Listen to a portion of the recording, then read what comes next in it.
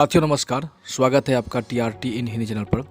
मित्रों, आज की इस वीडियो में आपको प्रधानमंत्री आवास योजना के बारे में बताने वाला हूं।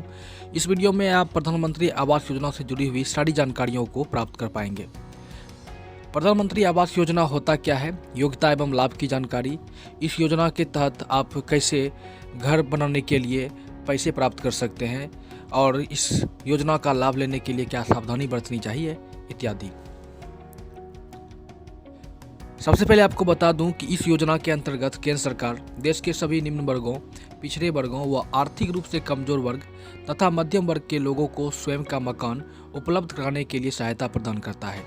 ऐसे नागरिक जिनके पास कच्चा मकान है या मकान नहीं है, उन्हें पक्का मकान उपलब्ध कराने के लिए वर्ष 2022 तक सभी लाभार्थियों को इस योजना के अंतर्गत सम्मिलित करना भी है। प्रधानमंत्री आवास योजना की ऑफिशियल वेबसाइट को विजिट करते हैं तो आपको यहाँ पता चलता है कि अभी तक इस योजना के लिए 1,54,15,123 लोगों ने रजिस्ट्रेशन कर चुके हैं। इसमें 1,38,34,644 लोगों के लिए राशि स्वीकृत हो चुकी है।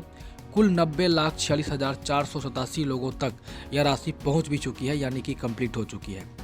ग्रामीण विकास मंत्रालय का वर्ष 2020 तक इस योजना का लाभ 1,51,14,108 लोगों को मुहैया कराना या इसे पूरा करने के लिए टारगेट रखा गया है। सबसे बेहद जरूरी बात यह है कि प्रधान आवास योजना किस प्रकार की योजना है। बहुत सारे लोगों में बहुत ही प्रकार की बहुत सारी अफवाहें भी है इस योजना को लेकर, लेकिन मैं यहाँ पे आपको क्लियर कर देता हूँ कि अगर आप यह सोच रहे हैं कि सरकार इस योजना के अंतर्गत आपको घर बना कर देगी या घर बनाने के लिए आपको रुपये देगी, तो आप गलत हैं। असल में आप घर बनाने के लिए बैंक से लोन लेते हैं, जो कि 9% तक ब्याज दर पर बैंक आपको लोन देते हैं। इस प्रतिशत ब्याज दर में बदलाव होते रहते हैं, यह बैंक पर निर्भर करता है। इस योजना में आपके प्रतिशत ब्याज के दर को प्रधानमंत्री आवास योजना के अंतर्गत सब्सिडी प्रदान करके आपके ब्याज दर का बोझ कम कर दिया जाता है। यानी कि सरकार आपको घर बनाने के लिए दिए गए लोन में सब्सिडी देती है, जो कि आपके बैंक खाते में जमा हो जाता है। इससे आपको मासिक किस्त कम लगती है और ब्याज दर भी कम हो जाता है। अब बात करते हैं कि प्रधानमंत्री आवास योजना के लिए योग्यता क्या है, यानी कि एलिजिबिलिटी फॉर PMAY।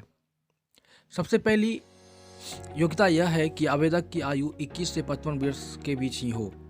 जो आवेदक इस योजना का लाभ लेने के लिए अप्लाई कर रहे हैं, उनके पास आय प्रमाण पत्र का होना आवश्यक है। अगर आवेदक सरकारी नौकरी में है तो उन्हें अपने सैलरी स्लिप को लगाना पड़ता है इस योजना का लाभ लेने के लिए। अगर वह किसी प्रकार से बिजनेस कर रहे हैं या किसान हैं या अन्य कोई कारोबार कर रहे हैं तो उन्हें आय प्रमाण पत्र देना पड़ता है।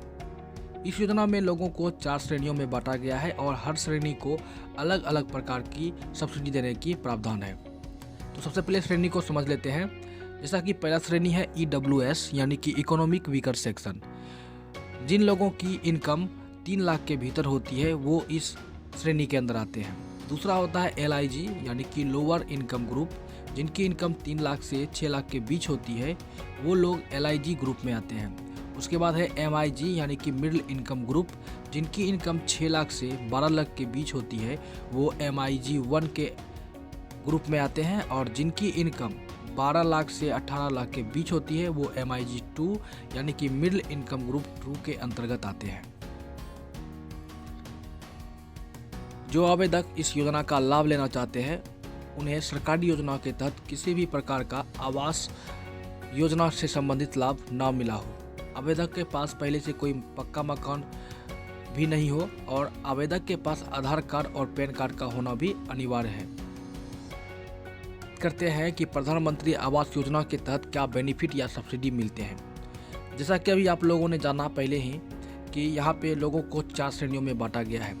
तो जैसा कि अगर आप EWS या LIG कैटेगरी में आते हैं तो इस श्रेणी के लोगों को मकान बनाने के लिए 30 स्क्वायर मीटर और 60 स्क्वायर मीटर, तो 30 स्क्वायर मीटर हो गया EWS श्रेणी में आने वाले के लिए और 60 स्क्वायर मीटर हो गया LIG श्रेणी में आने के लिए। कारपेट एरिया इन लोगों को दिया गया है कि इतने ही कारपेट एरिया के मकान के लिए आप लोन अप्लाई कर पाएंगे।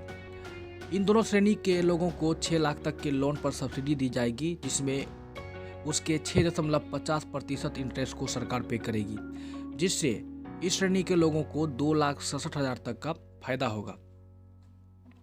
अगर आप MIG 1 के श्रेणी में आते हैं तो आप लोगों को 120 स्क्वायर मीटर जगह के लिए ही मकान बनाने के प्रति लोन दिया जाएगा और आपके 9 लाख तक के लोन पे 4% ब्याज दर से सब्सिडी मिलेगी, जिससे आपको 2.35 लाख तक का फायदा होगा।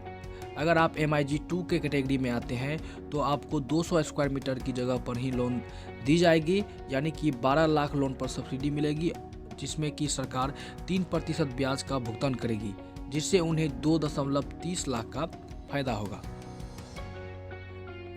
सबसे मुख्य बात, अब एक उदाहरण के तौर पर हम लोग समझते हैं कि प्रधानमंत्री आवास योजना में ब्याज की सब्सिडी गणना कैसे करें।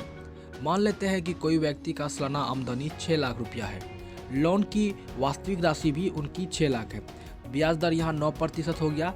इसके अनुसार उनकी मासिक किस्त 5,398 रुपये होते हैं।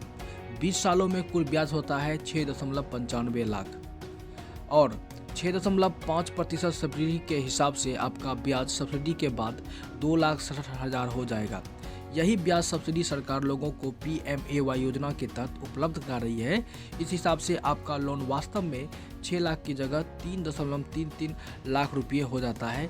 यही विशेष फायदा है इस योजना से। अंत में सबसे महत्वपूर्ण बात मैं बताना चाहूँगा इस योजना से संबंधित कि यह लाभ कैसे मिलेगा।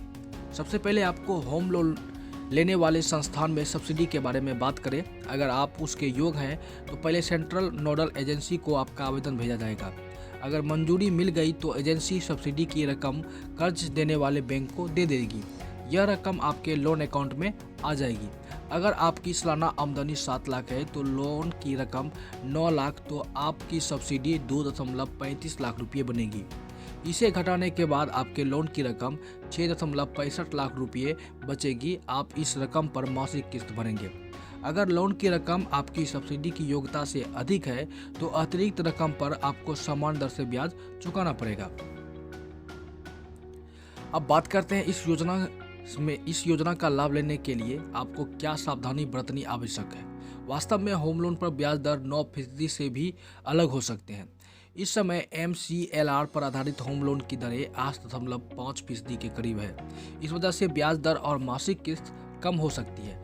PMAY का लाभ उठाने के लिए योग्यता संबंधित मसले चेक कर ले। अगर आपके पति पत्नी या बच्चे के नाम से देश में कहीं भी कोई भी पक्का मकान है तो PMAY का लाभ नहीं मिल सकता है। यानी कि मित्रों, सबसे ज़रूरी बात यह है कि सबसे पहले आप PMAY की ऑफिशियल वेबसाइट पर जाएं और वेबसाइट पर जाने के बाद आप यह चेक कर लें कि आप इस सब्सिडी के पाने के काबिल हैं या नहीं। या आप ऐसा करें कि सबसे पहले आप सब्सिडी के लिए अप्लाई कर दें। जब आपको सब्सिडी के लिए अप्रूवल मिल जाता है तो फिर आप बैंक में जाके बात करके बैंक से लोन ले सकते हैं। जिस तरह से कि आपके ब्याज दर को घटा करके आप जो भी रकम बैंक से लोन के तहत लेंगे उसमें आपको सब्सिडी मिल जाएगी, जिससे आपको घर बनाने के लिए कुछ पैसों का फायदा हो जाता है।